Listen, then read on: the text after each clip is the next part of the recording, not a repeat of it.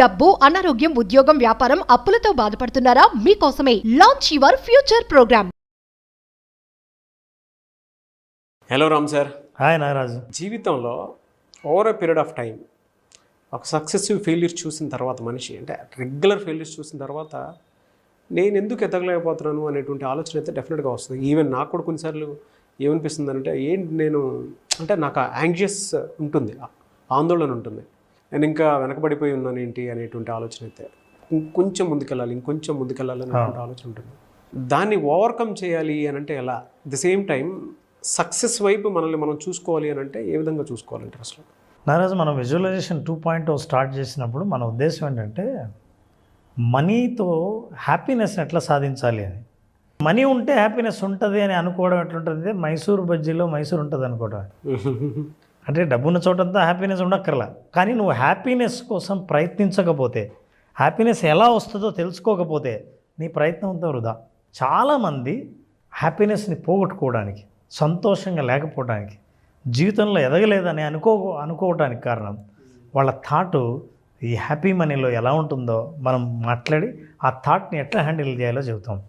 చాలామంది ఈ ప్రోగ్రామ్ చూస్తున్న వాళ్ళలో ఈ ప్రాబ్లం ఉంటే నేను చెప్పిన సెంటెన్స్నే టైప్ చేస్తే సరిపోతుంది. నేను ఎందుకు ఎదగలేకపోతున్నాను అనుకునేటువంటి వాళ్ళు ఎవరైతే ఉంటారో ఈ వీడియో మీ కంటికి కనిపించింది అని అంటే అదృష్టవంతుల్లా ఫీల్ అయిపోయి వీడియో మొత్తం చూసి కింద కామెంట్ బాక్స్లో రామ్ సార్ ఏదైతే చెప్తున్నారో అది పోస్ట్ చేయండి. ఇది చూస్తున్న 90% మందిలో ఖచ్చితంగా ఈ ప్రశ్న మైండ్లో ఉంటుంది నారాజు. ఎవ్రీవన్ ఈజ్ గ్రోయింగ్ ఎక్సెప్ట్ మీ.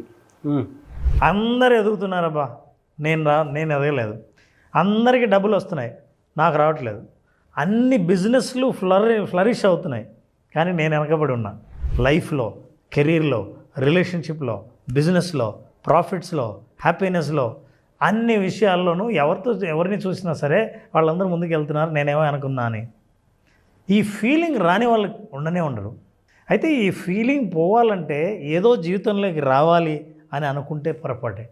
మరి ఈ ఫీలింగ్ ఎలా పోతుంది? నిజంగా నువ్వు కూడా ఎదుగుతున్నావు అన్న ఫీలింగ్ ఎలా వస్తుంది? ఈ విషయం తెలుసుకోకుండా కేవలం వస్తు సంపద ద్వారా హ్యాపీనెస్ వస్తుందని, ఆందోళన తగ్గుతుంది అనుకుంటే చాలా పొరపాటే. మరి ఎలా? And are you also the one? Anxious feel అయ్యే వాళ్ళలో మీరు కూడా ఉన్నారా? ఎస్, ఐఎమ్ ఆల్సో దేర్ అని టైప్ చేయండి. మీరు ఉన్నారంటే ఖచ్చితంగా మీరు శ్రద్ధగా చూస్తారు. మీరు ఎప్పుడైతే కామెంట్ టైప్ చేశారో, నన్ను నేనే అని ఎప్పుడైతే ఐడెంటిఫై చేశారో, ఇప్పుడు నేను ఎలా దాని నుంచి బయటపడాలో శ్రద్ధగా ఈ వీడియో చూస్తారు. ఈ వీడియో చూస్తున్న వాళ్ళకి నేను చెప్తున్నాను నారాజు, లైఫ్లో గొప్ప గొప్ప రహస్యాలు చాలా సింపుల్గా ఉంటాయి. అవును, సింపుల్గా ఉంటాయి కాబట్టి పీపుల్ పట్టించుకోరు, ఎందుకంటే చాలా సింపుల్ కదా అని. పోనీ చాలా టఫ్గా ఉంటే ఇంత టఫా అని వదిలేస్తారు. ఇంక నీకు ఏది సొంతం అవుతుంది? బెస్ట్ ఎగ్జాంపుల్ ఒకటే సార్. అంటే మీరు చెప్తుంటే అంబానీ గారు జియో ఐడియాని ఒక టిష్యూ పేపర్ మీద రాసుకున్నారట. ఎవరో ఒకళ్ళు చెప్తే, అంటే వినటానికి వేరే వాళ్ళకి అది సింపుల్ ఫార్ములా, బట్ ఇవాళ అది లేకుండా మనం ఉండగలుగుతాం చూసారా, that's a very big formula. అది ఎగ్జిక్యూట్ అయ్యే ముందు వరకు చాలా సింపుల్, కానీ మనం పట్టించుకోం సార్, అసలు అలా పట్టించుకోం. అందుకే ఇతరులతో పోల్చుకొని ఎవరైనా ముందుకు వెళ్తున్నారు, సంపాదిస్తున్నారు, వాళ్ళకి డబ్బు వస్తుంది, నాకు రావట్లేదు, ఇట్లా అనుకుంటున్నారంటే ఒక్కటే మీరు అర్థం చేసుకోవాలి. ఈ సెంటెన్స్ని మీరు రాసుకుని పెట్టుకోవాలి. The sentence is this: comparison is a thief of Joy. బా, నీ సంతోషాన్ని దొంగతనం చేసేదే కంపారిజన్. ఇది కామెంట్ బాక్స్లో డెఫినెట్గా పోస్ట్ చేయండి. ఇది నన్ను అడిగితే ఇంట్లో పోస్టర్లో పెట్టుకోవాలి నారాజు. ఉదయం లేచినప్పటి నుంచి ఎవడైనా నేను ముందుకెళ్ళాలి, ఈరోజు ఏదైనా సంపాదించాలి, ఏదైనా చేయాలి అని అనుకున్నప్పుడు మీకు ఎవరైనా గుర్తొస్తారు చూసారా? అప్పుడు వెంటనే మీ ఆనందం పడిపోదు. నాగరాజు, ఫర్ ఎగ్జాంపుల్, ఒక వ్యాపారం చేసి ₹1,00,000 లాభం సంపాదించాం. You feel so happy. నేను వస్తా అదే వ్యాపారం చేసి, ఏంటి నాగరాజు నాకు కూడా లాభం వచ్చిందని. అవునా, నీకెంత వచ్చిందా? నాకు 5 లక్షలు వచ్చిందన్న. నీకు 5 లక్షలు వచ్చిందా? నాకు 1,00,000 వచ్చిందా? అంటే ఇందాక 1,00,000 వచ్చిందన్న ఆనందం నా కంపారిజన్తో పోయింది. So that is the thief of the Joy. ఈ విషయం అర్థం చేసుకుంటే అసలు జీవితంలో మీరు ఎంత యూనిక్కో మీకు అర్థమవుతుంది. మీరంటూ మీకు ఒక యూనిక్నెస్ ఉంది. నా పుట్టుకకు, నా కుటుంబానికి, నా రిలేషన్షిప్కి ఒక మీనింగ్ ఉంది. నేను యూనిక్ అన్న విషయం మీకు ఎప్పుడైతే అర్థమవుతుందో జీవితంలో మీకు ఇంకొకరితో కంపేర్ చేసుకోవాలన్న ఆలోచన కూడా కలదు. అసలు మనం ఎప్పుడు జీవితాన్ని ఎట్లా చూస్తూ ఉంటాం నారాజు, ఇగో ఇలా రేసు, పరుగులు పరుగులు పరుగులు. ఆ పరుగు కూడా ఎవరికంటే ముందు పరిగెడుతున్నామని. ఈ పరుగు అని మైండ్లో ఎవరు అయితే ఉన్నారో వాళ్ళకి ఈ సెంటెన్స్ చాలా ఊరటనిస్తుంది. మన దగ్గరికి కౌన్సిలింగ్ వచ్చిన వాళ్ళు, కోచింగ్ తీసుకునే పెద్ద పెద్ద సెలబ్రిటీస్ కూడా నేను చూపించే ఈ సెంటెన్స్ చూసిన తర్వాత దే ఫీల్ రిలాక్స్డ్. అది ఒక పెద్ద సీక్రెట్ నారాజు. అసలు ఇంత సింపుల్ సెంటెన్స్లో ఇంత సీక్రెట్ ఉందా అని అనిపిస్తుంది. ఆ సీక్రెట్ ఇదే, do things at your own pace, life is not a race. జీవితం పరుగు కాదు, జీవితం జర్నీ, ప్రయాణం మాత్రమే తప్ప పరుగు కాదు. ప్రయాణంలో ఎవరితో పరిగెత్తావు? అయితే ఎప్పుడైతే పందెం అని ఎప్పుడైతే పరిగెడతావో అప్పుడు నువ్వు అలసిపోతావు. అందుకని జీవితం పరుగు కాదు, ప్రయాణం మాత్రమే. నీ స్పీడ్లో నువ్వు పరిగెడుతూ ఉండవు. నువ్వు ఎంత పరిగెత్తగలవో అంత పరిగెత్తు. నీకు కంపేర్ చేసుకున్నప్పుడే నీ స్పీడ్ పెంచాలా, నా తక్కువ ఉందా నీది ఎక్కువ ఉందా అని అనిపించడం మొదలు పెడుతుంది. సో ఈ సెంటెన్స్ చాలామందిని చాలా రిలీఫ్ చేసింది.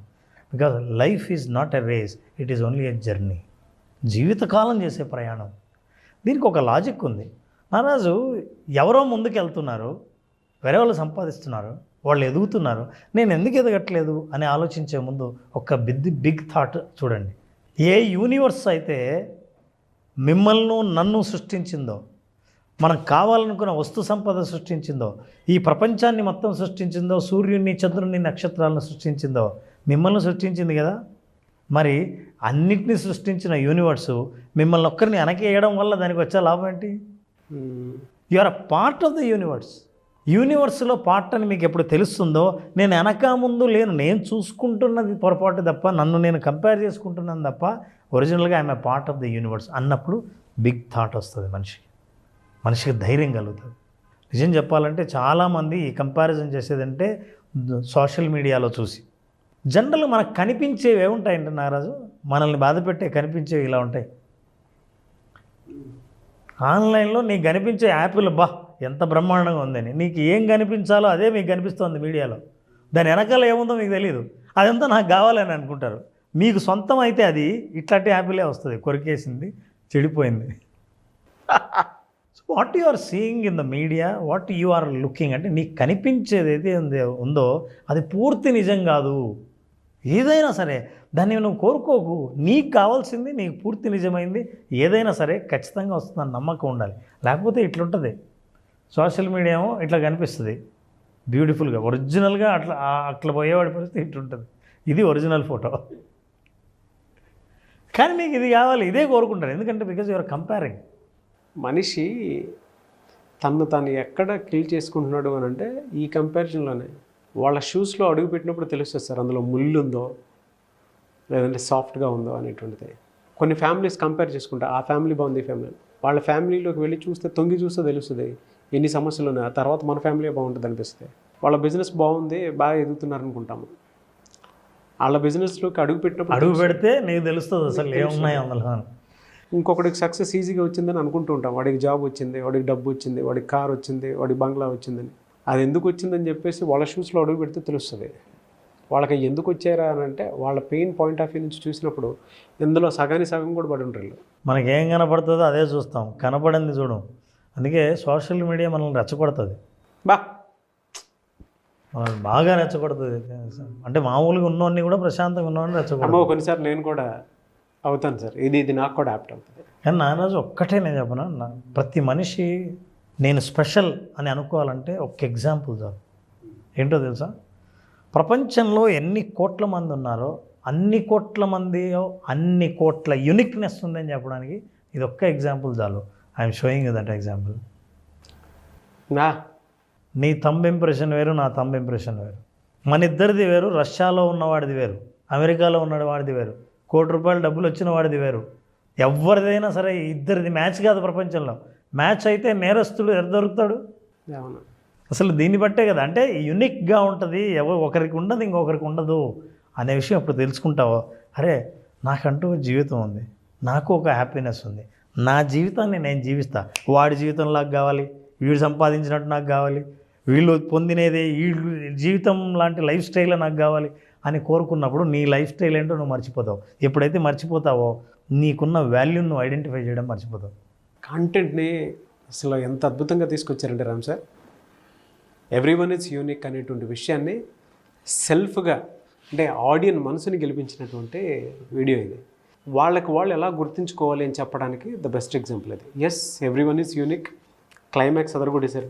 ఇది చెప్పడానికి కూడా నేను సోషల్ మీడియా ఏం చెప్తుందంటే, నువ్వు పనికిరావు, ఇప్పుడు నేను చూపిస్తున్నానే వాడు పనికి వస్తాడు, ఇప్పుడు నేను చూపిస్తానే అది బెస్ట్ పిక్చర్, ఇది మేము చూపిస్తున్నామే అది ట్రావెల్ అంటే చూసిన వాడికి నేనేదో తక్కువ, నేను ఇట్లా ఎంజాయ్ చేయట్లేదే, నా లైఫ్ ఇట్లా లేదే, నేను ఇంత సంపాదించలేదే అని అనిపించడానికి చూపించేది సోషల్ మీడియా. అందుకే దాన్ని మనం వెంటబడతాం. అయితే ఒక్కటి గుర్తుపెట్టుకోండి, you are unique. Thank you so much Ram sir. Thank you Ram.